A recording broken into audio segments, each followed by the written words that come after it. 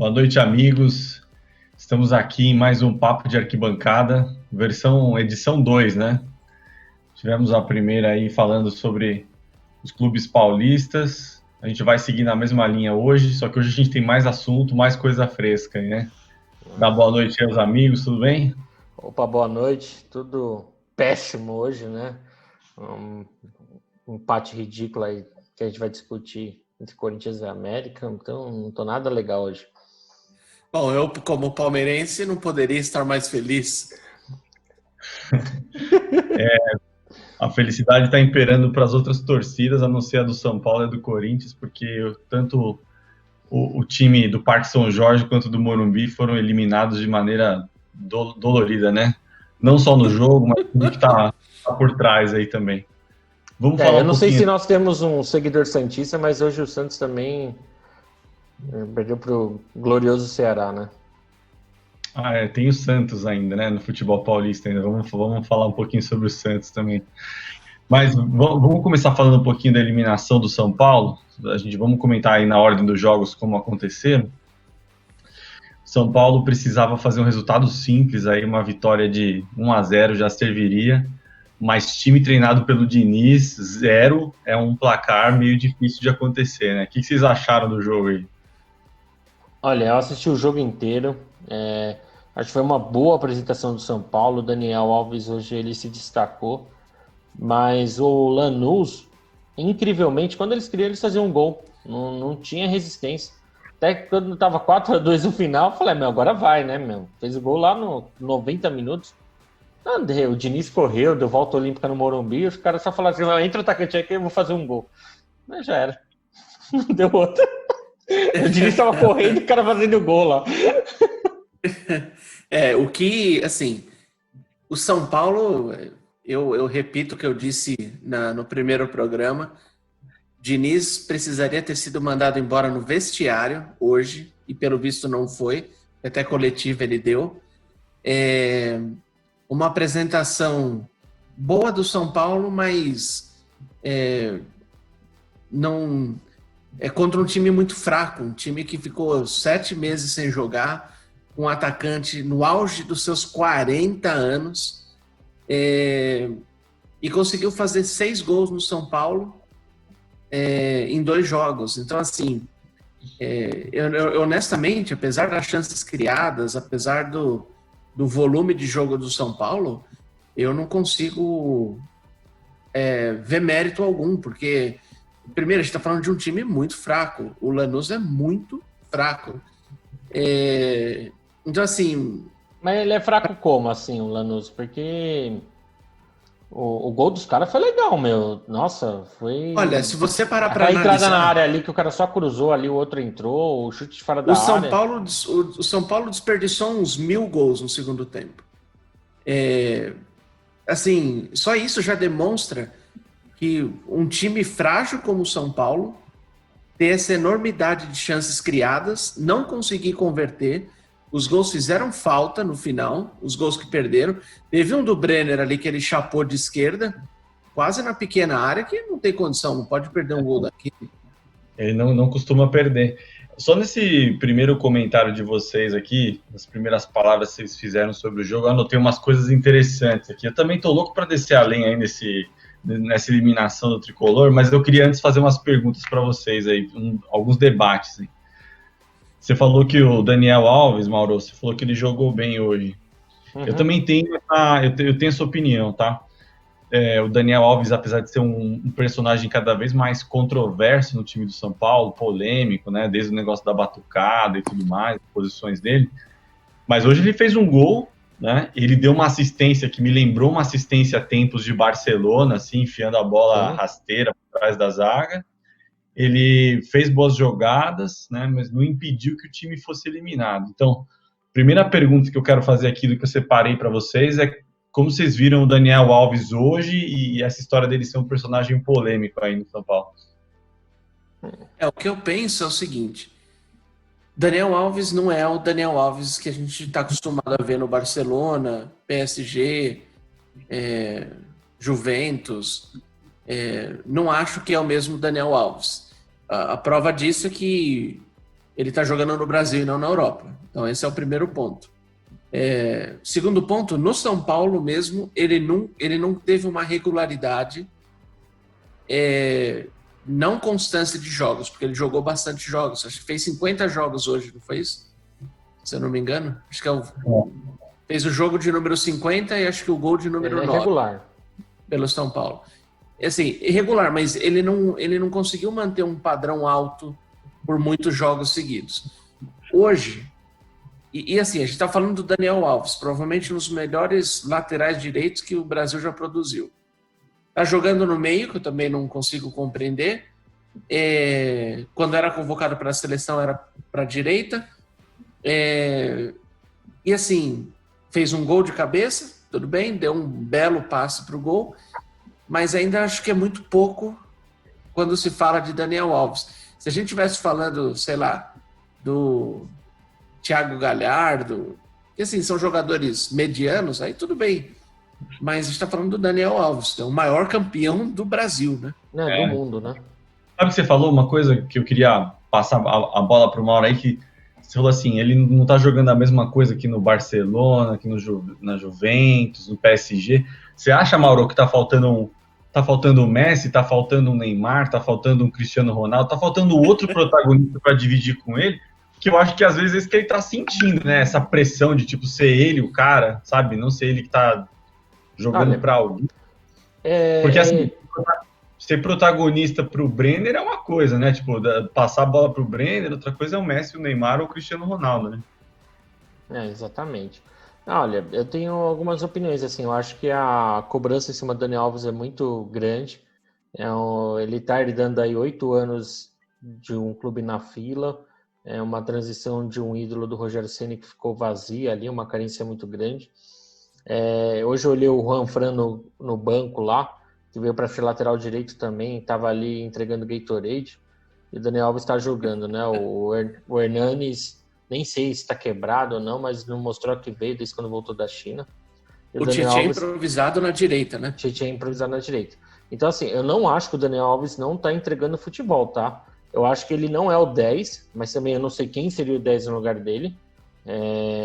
Ele tá lá incentivando, jogando, eu acho ele muito acima da média para... O jogo de hoje mesmo, a forma como ele levou, para ele era uma pelada, né? Para as lições que ele já teve na carreira, era uma pelada. Só que assim, ela é o Pelé, o time de São Paulo é muito ruim, né? O Pablo na frente também. Então, não, eu tô falando assim, o time de São Paulo é ruim, mas depois a gente vai falar outra coisa, não tem muito melhor não, tá? De apresentação. Mas eu não acho que o Daniel Alves é o problema do São Paulo. O que eu acho ele nunca foi protagonista, mas ele é um baita jogador, ele ainda é diferenciado, dane-se que ele tem 36 anos, 37, porque ele tá muito bem fisicamente. Ele fez o gol, ele bateu falta, ele fez aquele cruzamento, ele lutou, ele incentivou e tudo mais. Eu acho que o problema do São Paulo é muito mais profundo e o Daniel Alves tá herdando tudo, assim como a gente vai falar depois, mas o Cássio no Corinthians está na mesma situação também. Sempre para essas estrelas aí. Minha opinião também, para completar esse ponto do Daniel Alves, é o seguinte, cara, se você olhar para futebol, ele jogou bola hoje, ele fez um gol, ele deu uma assistência, ele em outros jogos tem sido um jogador importante. Essa história é polêmica, né, de lateral, meia, só que assim, na minha visão, quando ele foi para o São Paulo e aceitou ganhar menos, ou até o risco de não receber salário, né, ele falou, eu vou para o São Paulo, mas eu quero jogar de meia. Foi uma condição que ele colocou para ir para o clube. Isso é antes de Diniz, isso é antes de várias outras coisas que a gente está reclamando aqui. Não é o Diniz que inventou o Daniel Alves de meia, entendeu? Me parece que foi uma condição que ele colocou para ir para o São Paulo, e os caras falaram, vem cá, 10 e faixa para você, meio campo, você vai jogar do jeito que você quiser, e ele está fazendo esse jogo. E assim, às vezes bem, às vezes mal, só que futebol, amigo, tem 11 no campo, não é à toa. Assim, a responsabilidade não pode ficar sobre a cabeça, sobre as costas de uma pessoa só, de um jogador só. Tudo bem que hoje eu concordo com o que o Mauro falou. Hoje foi uma pelada. São Paulo e Lanús no Morumbi vazio é uma pelada perto de final de Champions League, Copa do Mundo, coisa que esse cara já passou, entendeu? Sim. Mas mesmo assim, a responsabilidade não pode ser colocada só no Daniel Alves, entendeu? Eu acho que esse é um problema, e o torcedor, qual que é o problema? Quer achar sempre um bode expiatório, né? E aí coloca lá, perdeu, a culpa é do Daniel Alves e do Diniz. Eu acho que é, como você disse, né, Mauro, é muito mais profundo que isso. Sim. Ainda falando um pouco de São Paulo, vocês comentaram outra coisa que eu achei interessante aí, que são conectadas. Eu lembro lá nos anos 90, anos 2000, que a gente falava assim, nossa, meu, esse time aí do Palmeiras é embaçado, porque é um time copeiro, né, naquela época do Filipão, falava, esse time é time de Copas. Várias vezes, né, o Grêmio, o time copeiro, o time do Renato é copeiro. Parece que o time do Diniz é totalmente ao contrário de copeiro, né? Ele não vai bem em Copas. Se você olhar, ele ganhou o jogo hoje, né? No campeonato de pontos corridos, São Paulo levou os 3 pontos, levaria os 3 pontos hoje. Mas para ser o time copeiro, não basta só você ganhar, empatar ou perder. Você tem que fazer conta, né? Tem que saber quantos gols você leva fora de casa, faz fora de casa ou leva dentro de casa. E aí vocês falaram, meu, o São Paulo toma gol quando o adversário quer. Na hora que o Lanús foi lá e falou, tá na hora de fazer mais um gol. Botou um atacante, caixa. Precisamos fazer mais 2 aqui. Foi lá e fez. O que você acha aí, Rafael, disso aí? O São Paulo é o oposto de um time copeiro, não serve, e essa história de faz gol quando quer o adversário, hein? Eu acho que a sua definição é ótima, e vai de encontro com o que eu falei com um amigo agora à noite. Com o Diniz, o São Paulo vai ganhar jogos, não vai ganhar título. Tem uma diferença, porque assim, como você disse, hoje ganhou o jogo, mas foi eliminado. Então assim, e uma outra coisa que eu não entendo, e isso acho que faz sentido nessa parte que você falou de copeiro e tudo, a oscilação. O São Paulo é um time completamente bipolar. É um time que colocou o belo ataque do Flamengo na roda, né? Sofreu um gol, tá certo que o goleiro defendeu 2 pênaltis, o Volpi, mas consegue tomar 3 gols de um time sem ritmo de jogo, que é o Lanús. Então, assim, campeonato de pontos corridos, como falamos ontem, São Paulo está com 3 jogos a menos, a sequência de 5 jogos é para ganhar 15 pontos. São adversários fáceis, teoricamente. Mas eu acho que nenhum São Paulino aposta nos 15 pontos contra esses adversários. Justamente porque oscila demais. E num campeonato mata-mata, num campeonato de Copas, essa oscilação vai matar o time. E o São Paulo oscila não só de um jogo para o outro, mas dentro do jogo também. Né? Por exemplo, começou o jogo hoje, parecia que o Lanús estava precisando fazer gol. O Lanús que foi para o ataque, o Lanús que foi lá e abriu o placar, na minha opinião, numa falha do Volpi, era uma bola defensável, não vi nada absurdo ali. Então, assim, essa oscilação dentro do jogo, lá mesmo na Argentina, estava jogando bem, perdendo o gol, teve um gol anulado, e aí no final do jogo toma um gol de cabeça quase da entrada da área. Né? Não, você falou uma coisa bem interessante aí, né? Vai ganhar jogos, não títulos. Aí eu quero abordar com o Mauro esse ponto que eu acho que é interessante, né? Você que é um torcedor corintiano, assistir um jogo do São Paulo é bem divertido, né? Não só por ver o São Paulo sendo massacrado e eliminado, mas no quesito futebol, são os jogos mais emocionantes possíveis, assim, porque pega o jogo do Flamengo, o jogo de hoje, são jogos muito emocionantes, porque começa tomando um gol, aí você fala, nossa, Flamengo vai varrer. Aí não, o cara vai lá, defende um pênalti, empata, depois outro pênalti, defendeu, aí mais um gol, aí o outro bola na trave, o time amassa, mas depois contra-ataque. Emocionante demais foi contra o Flamengo. E hoje é a mesma coisa, né? Aquele jogo que parecia fácil, mas aí o São Paulo deixa ficar difícil, depois vai lá, recupera, virada histórica, 3 gols em 45 minutos, e fala, nossa, essa é uma virada épica do meu time, e ele vai lá e perde no final, né? É muito emocionante ver o jogo do São Paulo, assim, para quem não torce pro São Paulo, é até gostoso, assim, em termos de futebol. Mas para quem é torcedor, é bem complicado, né, Mauro? O que você acha disso aí? Não, o que eu acho assim, foi bem melhor ter assistido o jogo do São Paulo hoje do que ter assistido o jogo do Corinthians, né? Então, assim, eu mesmo Eu não sei mais o que dizer. Toda vez que vai começar o jogo do Corinthians, eu já falo para Elis que vai começar a sessão de espancamento, né? Eu vou ficar lá me chicoteando por 90 minutos. No jogo de São Paulo tem gols, tem chute a gol, tem tentativa, tem contra-ataque. Eu não acho que foi culpa do Diniz hoje. Nossa, assim, foi um achado aquele gol do Lanús no final, né? Piadas à parte que ele estava correndo lá, dando a volta olímpica, os caras estavam fazendo gol. Mas não tem muito o que fazer. Assim, o cara fez 4 gols, fez 8 gols em. Não foi o quê? Domingo e quarta, 8 gols. O Corinthians acho que não tem. O maior artilheiro do Corinthians no ano tem 5 gols. Né? É ridículo. Eu acho que em resumo. Não dá mais pra. Assim, então eu preferiria o estilo do Diniz. Eu não vejo tanto técnico melhor no mercado do que um estilo, por exemplo, do qualquer um que passou no Corinthians aí desde o Tite. Em resumo, né? A gente está aqui falando. Eu acho que ninguém conseguiu explicar. O São Paulo é inexplicável. É inexplicável, mas é assim, o virtual campeão tá na Copa do Brasil ainda, né? Tipo, ele não ia conseguir levar 3 campeonatos também, não tem elenco para isso. Então, assim, saiu do pior, porque a Copa do Brasil paga melhor do que a Sul-Americana e o brasileiro ele é o virtual líder. Então, ele ia perder um desses aí, cedo ou tarde. E ele ainda foi para cima, tudo. Eu acho que, assim, o problema do Diniz foi quando ele abdicou do dinimismo, né, que se fala. Quando ele abdicou, ele tomou o 3º gol. Porque, assim, tava 4, ele devia ter atacado no resto da prorrogação, que é o que o Jorge Jesus teria feito.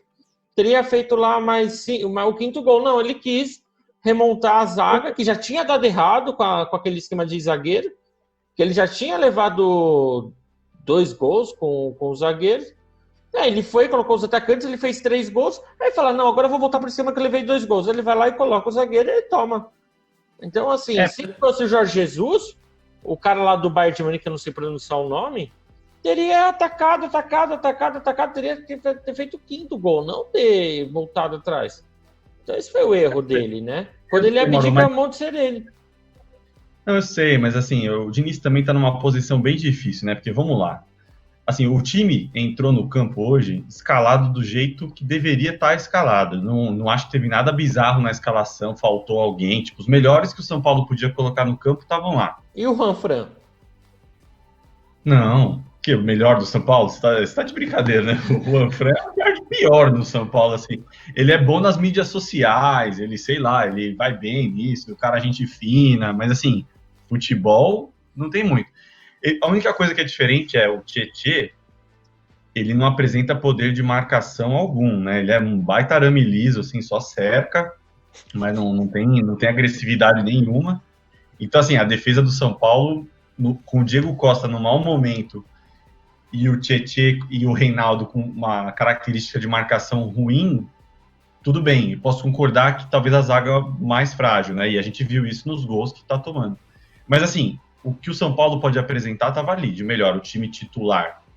O que cada jogador pode apresentar não estava ali. Mas, assim, os nomes, eu acho que, na minha opinião, o Diniz escalou bem. E aí, o que aconteceu depois foi que o time entrou e tomar 2 gols no primeiro tempo, no mata-mata, desestabiliza qualquer um.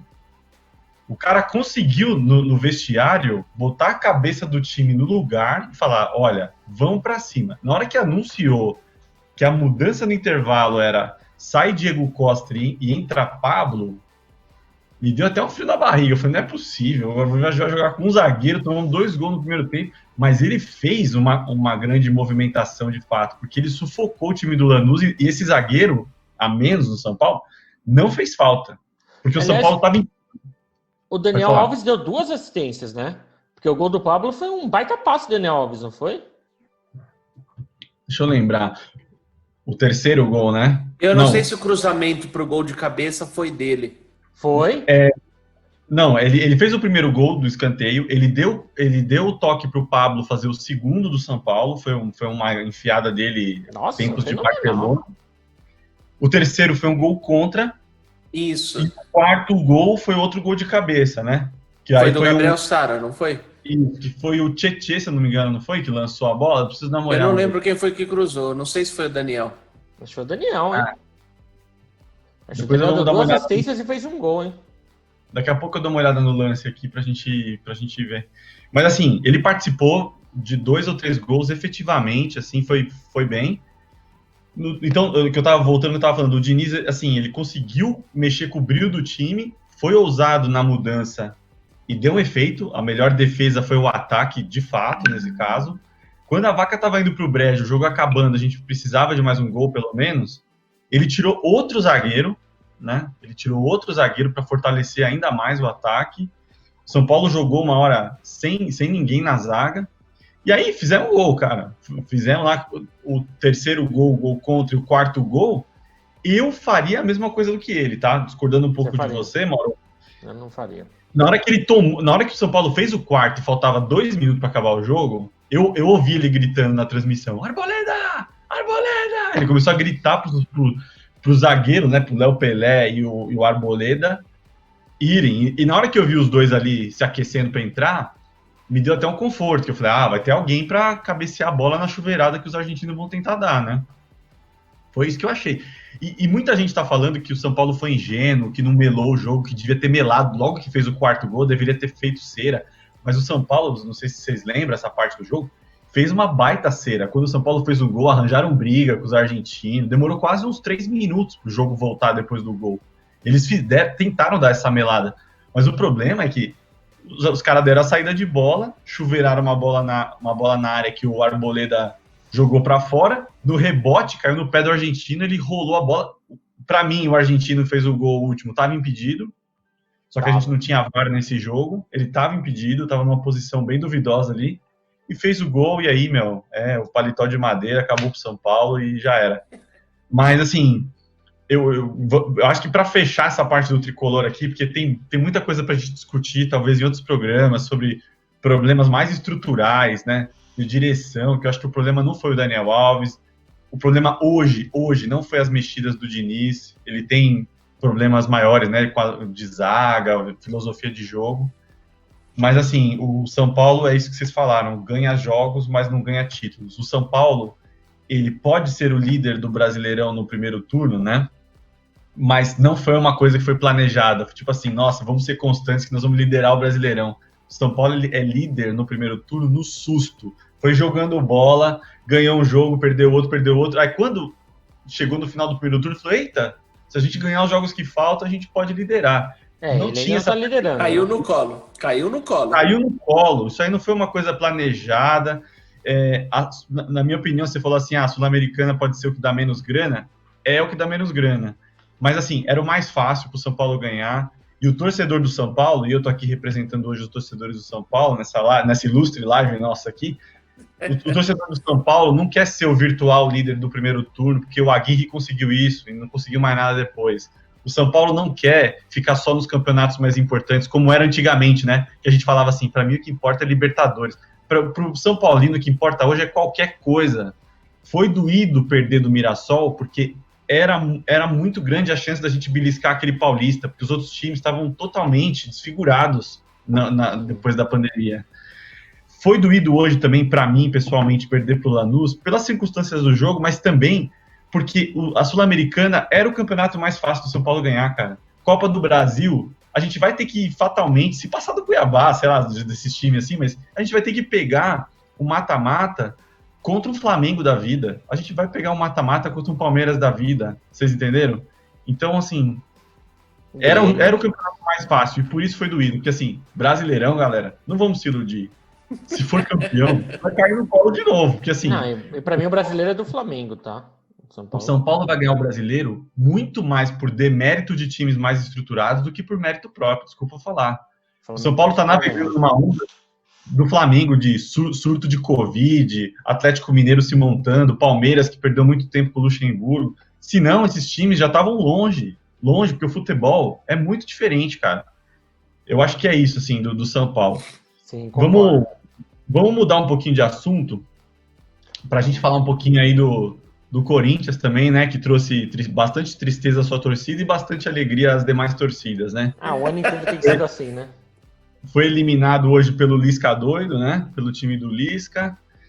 Foi 1-1 o jogo. O Corinthians precisava fazer algo que é quase inédito aí na história mais recente do Corinthians, que era ganhar um jogo fora de casa por mais de um gol de diferença, né? Precisava atacar, precisava agredir, e nisso aí o Corinthians tem alguma dificuldade, né, Mauro? Como é que você viu esse jogo de hoje? Depois o Rafael vai comentar também um pouquinho. Olha, o problema do Corinthians é muito maior do que foi o jogo de hoje, tá? Então, assim, o jogo de hoje já era previsto que ia cair fora. O time do América Mineiro é muito bem treinado, não dão chutão, toda hora atacam, assim, toque de bola toda hora. Não tinha. O Corinthians, assim, o Walter Casagrande, eu não sei o que ele tá fazendo, comentando, para ele falar que ele gostou do segundo tempo. O Corinthians não tocou na bola. Tudo bem, o gol do América foi um gol inventado. O juiz, eu não sei o que aconteceu ali, inventou aquele pênalti. O cara tá de costas, a bola não ia para fora, o cara tá de costas, ele não tá com a mão aberta, nada, ele tá com a mão normal, a bola bate na mão e vai. Mas se for jogar por isso, a gente não vai jogar o correto, não vai colocar o que foi o jogo, né? O América teve um gol anulado, também estava impedido, mas o América sufocou o Corinthians o tempo todo. O Cássio pegou bola e tal. O goleiro do América, ele não pegou uma bola nos 2 jogos. E o Corinthians só tem um jogador que sabe colocar a bola no chão e tocar e olhar, que é o Casares, né? E ele se lesionou. Então aí entrou o grande Everaldo, que ainda me pergunto se dá tempo de eu pegar uma esteira aí, piada à parte, virar jogador profissional, porque ele é ridículo. Everaldo, assim, toda vez que eu vejo, assim, por que o Everaldo tá lá, sabe? Eu falo, puxa, mas o Everaldo tá no Corinthians, né? Eu acho que teria dado certo se eu tivesse tentado, sei lá, é o que eu passo na minha cabeça, porque o Everaldo não é jogador. Então, assim, dependeu do Everaldo, né? Foi aquilo, foi um nos acuda toda hora, ele recuou uma bola pro Cássio, o Fagner salvou. Então, assim, o América jogou muito mais. É lamentável o estado do Corinthians. E aí vai voltar aquele assunto lá, igual o Daniel Alves, vão colocar o Cássio, né? O Cássio quase pegou o pênalti, o cara bateu muito bem, o Cássio voou, chegou a tocar na bola, mas o Lisca deu um nó tático, né? E ainda tirou sarro, falando que eliminou acho que 4 vezes, lá foi na câmera, lá tirou sarro. E, assim, muito mais. Embora eu estava no estádio quando o Corinthians rebaixou o Internacional e o Lisca doido era o técnico, né? Então não sei de onde ele tá tão empolgadinho aí.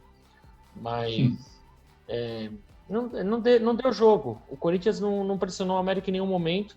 O América foi muito mais time, fez o Cássio fazer umas 3 defesas assim, umas 2 difíceis. É lamentável, eu assisto o jogo porque eu sou fanático, não sei, eu ainda vou me pegar um dia que eu vou falar assim, não vou assistir o Corinthians hoje, não quero sofrer na minha vida, mas não dá.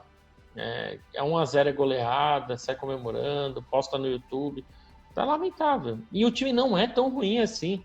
Se você pegar o time, o Luan, Fagner, Gil, Cássio, não é um time ruim, né? Não pode, mas não tá dando certo, não tá encaixando. Tem bons volantes, o Cantilho não pode ser banco. O que eu posso te falar do Corinthians é que a derrota já foi muito antes, já foi aqui na Arena, né? E o Lisca, ele não teve medo nenhum, colocou o time para tocar.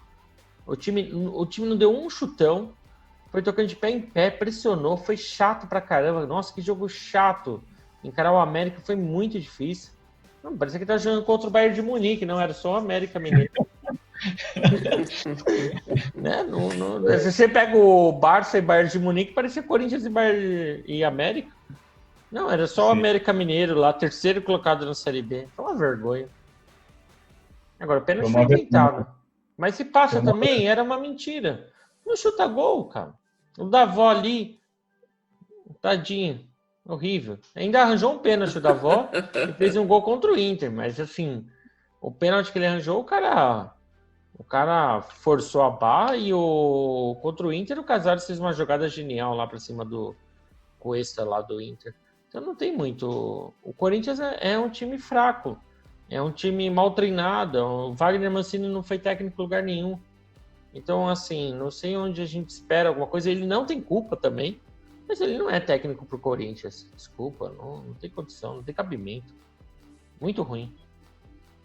O que você achou, Rafa? Você concorda com o Mauro aí nesse como é que foi esse jogo, essa eliminação do Corinthians? Bom, que foi uma vergonha, todo mundo concorda, certo?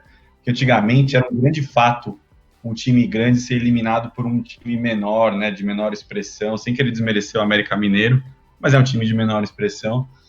Isso era piada na escola, no trabalho, né? E hoje está virando uma coisa comum, né? Os grandes times sendo aí corriqueiramente eliminados pelos menores. Mas o que você achou, Rafa, do jogo aí? As diferenças estão cada vez menores. Eu vou começar pelo final, né? Do comentário do Mauro. Wagner Mancini não tem culpa nenhuma. Se eu tiver. E diferente do que eu falo do Diniz, né? Para que deveria ser mandado embora no vestiário, eu não posso falar o mesmo do Mancini. Não porque ele seja horrível, porque eu acho ele um treinador horrível. Mas, assim, olha só o que a gente estava falando. Everaldo e Davó no ataque. E eu, como Leonatel, foi um Leonatel aí também. E eu, como palmeirense, já joguei contra o Corinthians. Aí, São Paulo, esse cara. Já jogamos contra o Corinthians e eu temia Edilson e Luizão. Assim, o Ronaldo, fenômeno. Quando a gente olha e vê o grande Matheus Davó, ex-Guarani, o Luan, refúgio do Grêmio, entrando no final do jogo. Então, assim, é um time complicado. O time do Corinthians eu também não consigo entender, mas assim, eu acho que tem uma outra coisa que eu acho que aí é culpa do Corinthians, né? Da direção do Corinthians, que faz repatriações que eu não entendo. Exemplo, Gil. Gil jogou muita bola, mas já jogou muita bola há quanto tempo? Mas o Gil ainda é o melhor ali, 7 cara. anos. O Gil, assim, o Gil, Fagner, olha, outra repatriação. É o elenco de 2007, vai cair. Outra repatriação. Sid Clay. Assim, já foi dispensado, mas... foi embora, né? Para você ter um nível. Ele tá treinando mais. Exemplo, vem o Marlon, vai o Marlon, banco do Cruzeiro. Não, ele nem chegou a entrar no Cruzeiro, pelo que eu vi lá. Não teve nem a chance de... Acho que ele teve a chance de tirar foto dentro do estádio, tá? Mas entrar em campo assim, ele não conseguiu, porque ele não teve futebol. Aí você fala assim, Ramiro. O Ramiro foi dispensado do Grêmio. Não, mas o Ramiro jogou bem no Grêmio. Eu acho assim, o problema do Corinthians não é isso, mano. Eu não sei o que é. Não sei se é atraso. Honestamente, eu acho eu não sei se é o negócio do Thiago... Hã? O time do Corinthians é ruim. Então, hoje eu não sei. Assim, o Everaldo tá lá porque o Bozelli não entregou aquilo. Porque assim, os atacantes é Bozelli e Jô.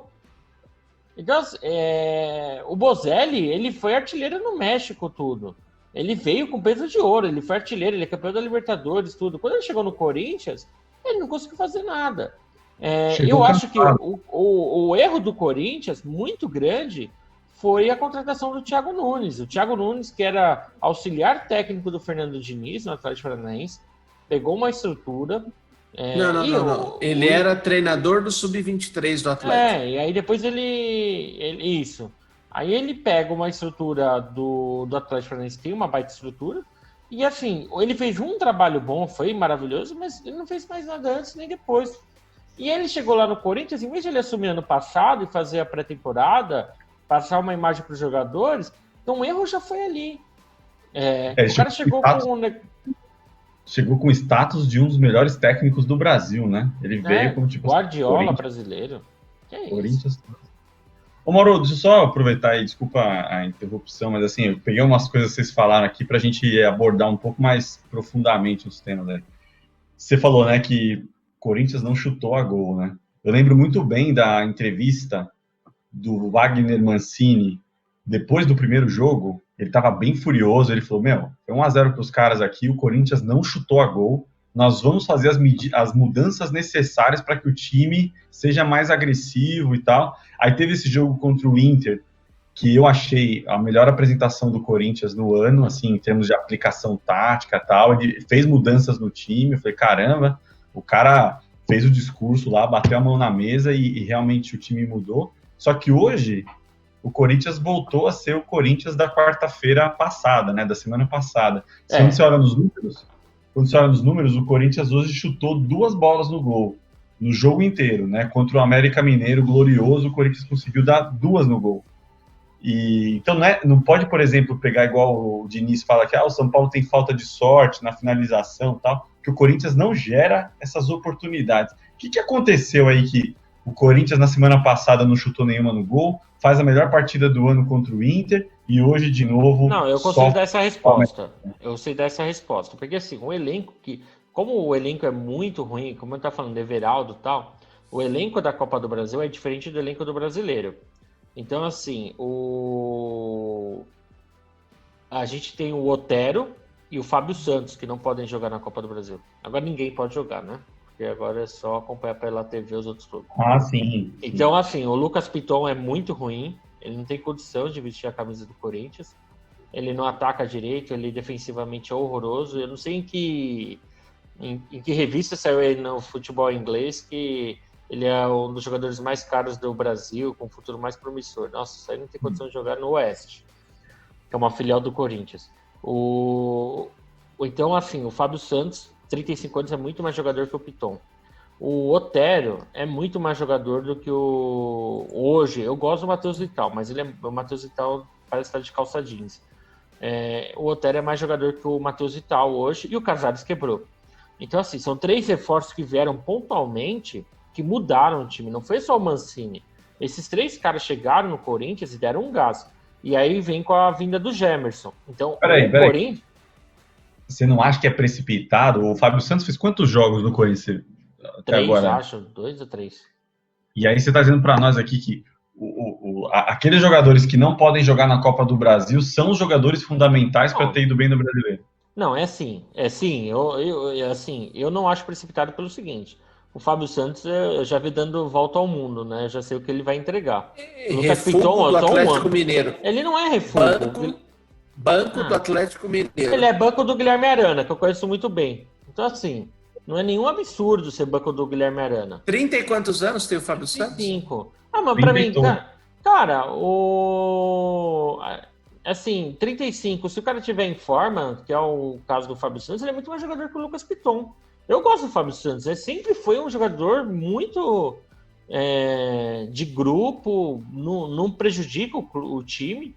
Então, assim, ele é mais jogador. O Otero tem bola parada, o Otero demonstra raça, é diferente, né? Como ele jogou pelo Atlético, se eu não me engano, porque ele não está inscrito na Copa do Brasil.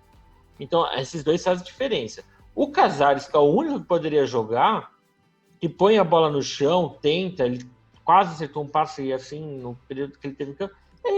Entrou o Everaldo no lugar. Então, assim, eu posso ser precipitado porque é gritante.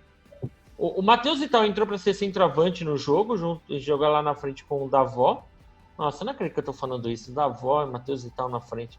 Com o Everaldo entrando no lugar. Então, assim, é lamentável. Então, assim, tem uma diferença. Tanto que no Brasileiro foram o quê? 3 jogos com o Mancini e 2 vitórias, se não me engano. Na Copa do Brasil, ele já não conseguiu. E mesma coisa, vem o Gemerson agora, né? Então, assim, o elenco do Campeonato Brasileiro, o Gemerson não joga 9 meses, mas para ser melhor que o Marlon, não precisa, ele pode ficar 3 anos sem jogar, provavelmente, que ele pega a vaga. Sim. Agora, para a gente, chegando aí em parte final, aí, tanto do nosso programa, mas também na parte do Corinthians aqui, queria fazer uma pergunta para o Rafael aqui em cima do que o Mauro falou. Eu fiquei com a sensação, Rafael, que quando estava o Corinthians e o Inter jogando, e o Fábio Santos fez uma boa partida, né? Que o Mauro estava falando agora que ele faz a diferença. Eu achei que ele fez uma boa partida, apesar de ser um baita refúgio do Atlético Mineiro e tal, não sei o quê. Parece que ele veste a camisa parece que ele veste bem a camisa do Corinthians, assim, ele se sentiu à vontade no time, no jogo. Só que eu fico com a sensação, que é uma sensação que eu tenho no São Paulo faz um tempo, que o Corinthians está caindo nesse erro de cara, nós não estamos indo bem, vamos tentar reeditar coisas do passado, glórias do passado. Então, por exemplo, São Paulo contratando Hernanes, Lugano para ser dirigente, tal, sabe, tentando de qualquer maneira resgatar uma glória através dos nomes. Eu também fiquei com essa sensação no Corinthians, porque, tipo assim, tem o Cássio que é intocável. Aí tem que jogar o Fagner porque ele foi o nosso grande lateral. O Gil, não importa, pode estar cansado, bem, não, da China, já jogar. Agora atrás do Fábio Santos. Será, Rafael, que daqui a pouco a gente vai ver jogadores como Emerson Sheik, Romarinho, né? do Corinthians. Jô também é um outro exemplo. O que você está achando, Rafael, dessa tática do Corinthians aí de trazer, com 10 anos a mais, alguns jogadores de muito sucesso no Corinthians aí? Eu acho que... E, aliás, eu nem tinha citado essas outras repatriações, né? Que vocês lembraram. Fábio Santos e o Jô. Você vê que eles... todos que voltaram num nível abaixo do que eles jogaram há 5, 6, 7 anos, em alguns casos. E assim, o Corinthians, para mim, tem 2 problemas. Um que é essa de repatriação, repatriar jogadores na glória. O Palmeiras já fez isso também, acreditando na glória do passado. Chamou Valdívia, trouxe Kleber Gladiador de volta. Então, assim, a gente viu o resultado. E o segundo problema é que o Corinthians virou a filial paulista do Clube Atlético Mineiro, né? Tudo que não presta no Atlético vem para o Corinthians. Gemerson, que apesar de não ter... O Gemerson prestou muito no Tomás. Apesar de não ter vindo direto do Atlético, ex-Atlético. Fábio Santos, banco do Atlético. Casares não era nem relacionado no Atlético. Otero... Não, o Casares joga mais do que o Atlético. O Casares joga mais que qualquer um lá no Atlético hoje, por favor, né? O São Paulo ele tem o jeito dele. Não acho. O Casares joga muita bola. Não acho. Não vou nessa linha do Corinthians. Com ele tem uma questão disciplinar, que eu acho que minou ele lá no perto, né? Isso. Mas assim, pelo que o Rafael está dizendo, a gente pode esperar nos próximos dias o Bruxo, talvez sendo considerado no Corinthians, talvez uma troca entre Cássio e São Vitor, aí também pode acontecer. Não, mas eu acho que, assim, voltando para a análise do futebol, eu achei o Fábio Santos que ele se sentiu bem com a camisa do Corinthians, e o Corinthians busca isso, só que o problema é, o cara vem, se sente bem com a camisa do time, tá ambientado, com torcida, não sei o quê, mas tem 2 problemas. Número 1, ele vai logo entrar numa zona de conforto, porque fala assim, tô no meu time e tal, e já tá com uma outra idade, com outro pique, esse é um problema. E segundo, que você trazer ídolos de momentos bons do passado, né, no momento difícil do presente, é uma máquina de moer ídolo, cara. O Hernanes perdeu totalmente o prestígio no São Paulo, o Cássio tá prestes a perder muito do prestígio dele, ele nunca vai perder totalmente, porque ele é o maior goleiro da história do Corinthians, né, na minha opinião, e de muita gente. Todo corintiano considera. Claro, mas o problema é ficar repatriando o ídolo para tentar salvar a pele de dirigente ruim. E isso está acontecendo em vários times paulistas, principalmente no São Paulo e agora no Corinthians também. Fazer um bate-bola rapidinho aqui para a gente encerrar, só 2 assuntos que a gente não comentou. Um eu vou jogar para o Mauro responder rapidinho e outro para o Rafael aí, depois a gente encerra aí nossa apresentação de hoje. Mauro, o Santos também foi eliminado, né? Perdeu hoje para o Ceará de 1-0 e também deu adeus à Copa do Brasil aí a 3 milhões de reais, que é o prêmio da próxima fase. O Santos parecia que ia ser rebaixado no começo do ano, depois ficou bem com o Cuca e agora tem esse golpe pesado da eliminação. Você tem alguma coisa para comentar sobre o Santos aí? Não, eu acho que assim, do Santos era o que era esperado o ano inteiro. O fato dele ter sido líder na Libertadores e estar em 6º ou 7º no Brasileiro é um milagre, porque o Santos estava sem poder contratar jogador, né? Então ele vai ter agora a sanção, né, de não poder contratar, aquele negócio do Kleber Reis que ele está resolvendo ou já resolveu. Mas o Ceará já é o contrário, embora seja um time nordestino que não tem tanto...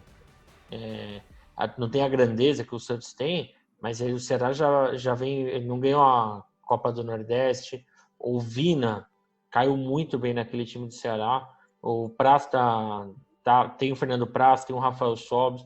Então, assim, já era meio que o Ceará, ele já iria dar um trabalho mesmo. É que a gente tá indo em ordem de grandeza, mas eu acho que, assim, o Santos era o que era esperado dele o ano inteiro.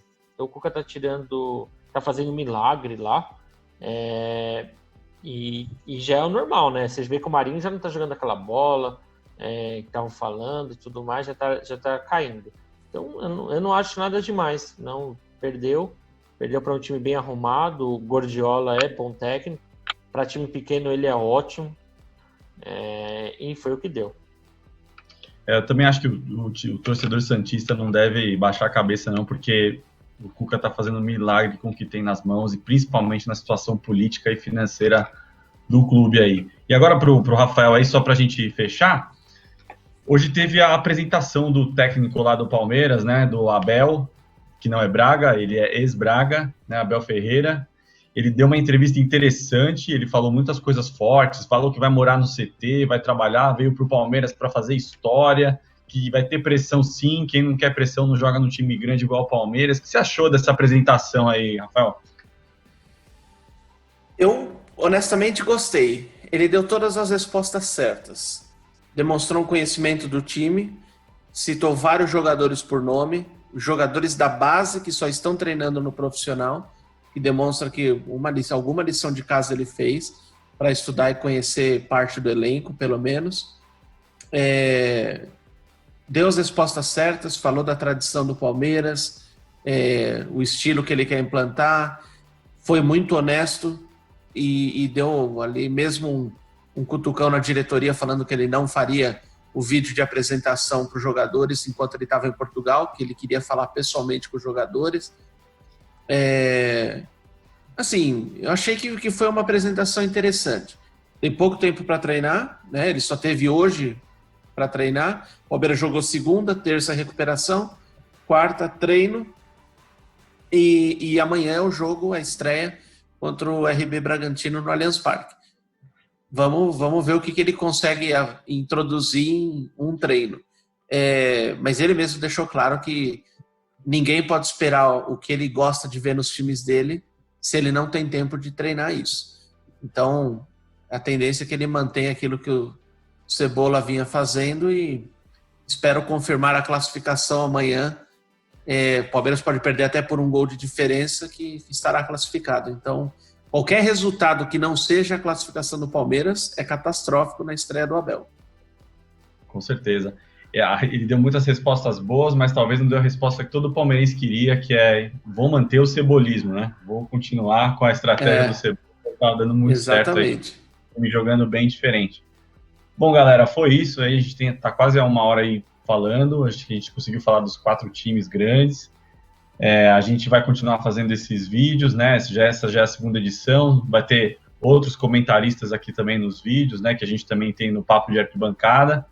Quem quiser também entrar no blog, ver o que a gente está escrevendo, nossa opinião, tem vários colaboradores falando de vários times e qualquer sugestão também é bem-vinda. Valeu, obrigado, falou, boa noite, Rafa, boa noite, Mauro. Valeu, boa noite, saudações alviverdes. E só pedir aí para o pessoal curtir, compartilhar, é coisa básica no YouTube, mas ajuda bastante a gente, viu?